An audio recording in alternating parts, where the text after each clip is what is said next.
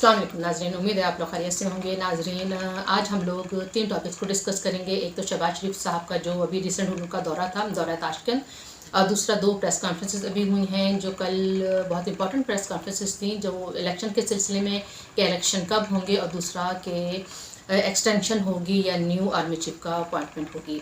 तो चलें पहले हम अपने टॉपिक पर आते हैं, और वो है टॉपिक शहबाज शरीफ साहब का जो दौरा ताशकंद था।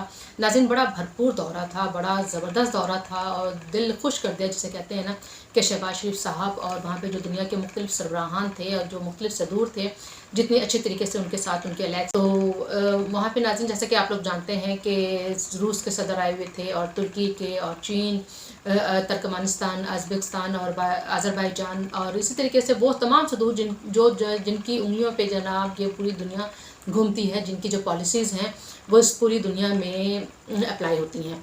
तो नाज़रीन, बहुत अच्छा दौरा रहा शहबाज शरीफ का। तो उस सिलसिले में बहुत सी तस्वीरें भी सामने आईं, और हस्बे मामूल पीटीआई ने उनको बड़ा ट्रोल भी किया। और ये कैसे हो सकता है कि शहबाज शरीफ की कहीं बहुत अच्छी तरीके से उनकी वेलकम हो रहा हो और बहुत अच्छा उनका दौरा जा रहा हो, और इमरान खान साहब और उनके फॉलोअर्स को बुरा ना लगे, उनको जलन ना हो और धुआं ना निकले, ये कैसे पॉसिबल है। तो हस्बे मामूल उन्होंने खूब ट्रोल किया।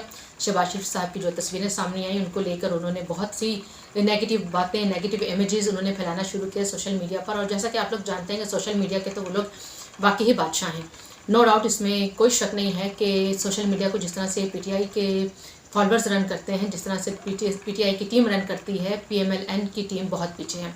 चलें, बहरहाल उसमें नाज़रीन हम लोगों ने देखा कि एक वीडियो भी सामने आई थी शहबाज शरीफ की, जिसमें उनको एयरपीस का कुछ इशू होता है, और कोई जो खातून होती हैं वो जनाब आके तो उनके उस एयरपीस की सेटिंग को कर रही होती हैं। तो उस पर वो शीरी मज़ारी साहब ने उस वीडियो को टैग किया और कहा कि एम्बैरसमेंट।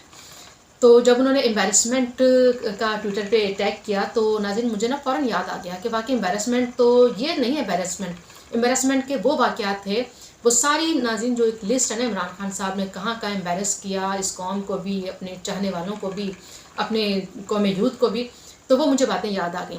नाज़रीन, आपको याद होगा कि लास्ट जब ये भी समिट में एक दफ़ा इन्वाइटेड थे इमरान खान साहब, तो जब हॉल में सब लोग एंटर हो रहे थे तो उस एंट्री के वक्त तो सब लोग आ रहे थे, और ये जनाब आके फ़ौरन ही चेयर पे विराजमान हो गए।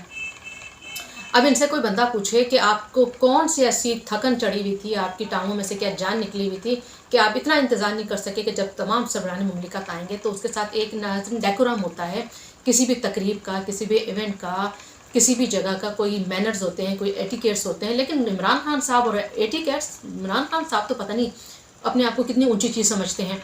चलें, बहरहाल एक तो नाज़रीन वहाँ पे मुझे फ़ील हुआ कि ये एम्बैरसमेंट की मौका था, जो मेरा ख्याल है शीरी मज़ारी साहिबा ने इग्नोर कर दिया, या उस वक्त वो भी कहीं बिज़ी होंगी। चलें, बहरहाल नाज़रीन उसके अलावा नाज़रीन एक दफ़ा आपको याद होगा कि जब ये परेड के मौके पर जब ये मौजूद थे जनरल बाजवा साहब के साथ, और जनरल बाजवा के आगे जाके ये खड़े हो गए थे। अब जिस पे जनरल बाजवा साहब ने उनको इमरान खान साहब को दिखाया कि भाई तुम्हारा रास्ता ये है, तुमने यहाँ खड़े होना है, ये मेरी जगह है।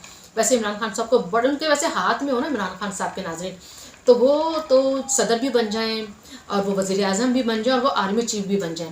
चलें, बहरहाल नाज़रीन एक वो वक्त था, फिर आर्मी चीफ ने जब उनको जगह बताई कि वो ये तुम्हारी जगह है, तो वह वहाँ पे खड़े हो गए।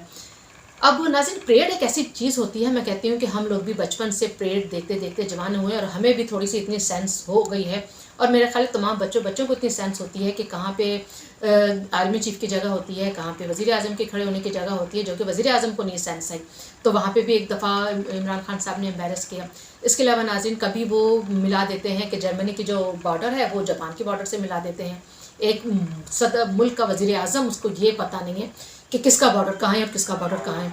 और नाज़रीन कभी वो कहते हैं कि जो हम ट्रेन चलाएँगे रोशनी की रफ्तार से।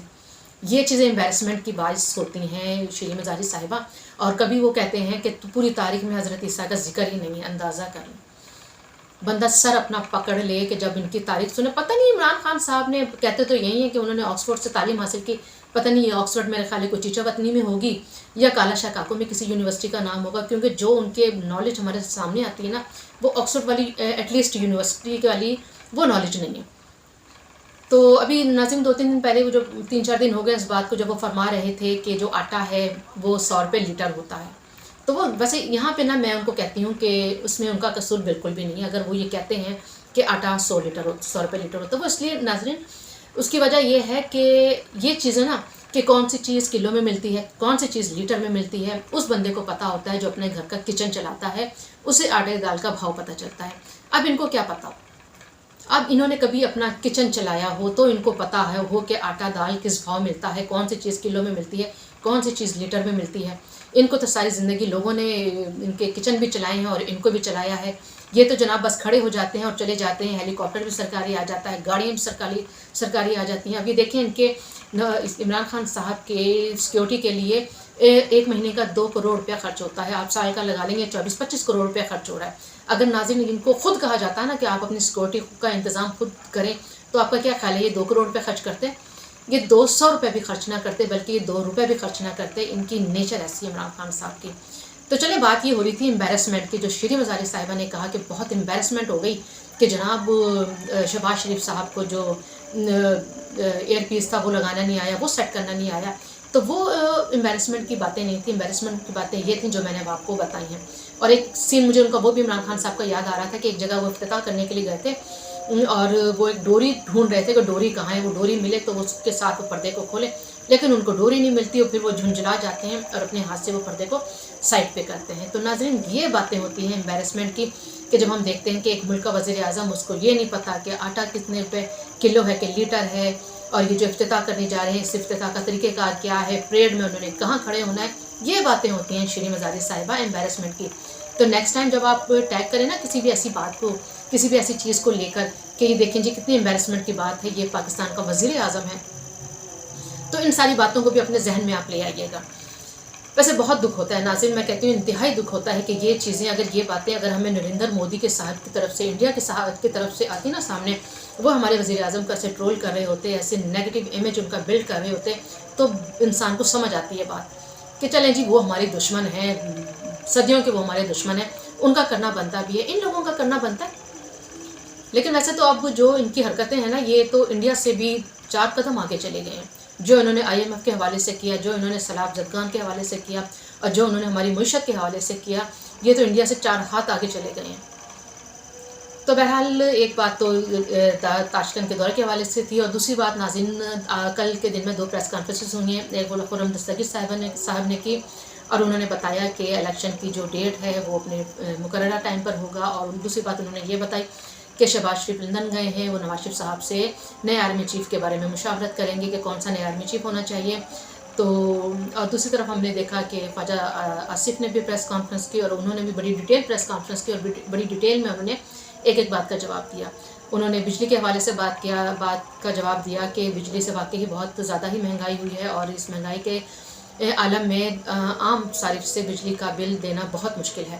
تو انہوں نے کہا ہے، امید دلائی ہے کہ 1-2 مہینے تک انشاءاللہ اس میں بہتری آ جائے گی۔ پیٹرول کے حوالے سے بات چیت ہوئی، اور جو مین بات تھی وہ تھی ناظرین ایکسٹینشن اور نو ایکسٹینشن، اس کے حوالے سے۔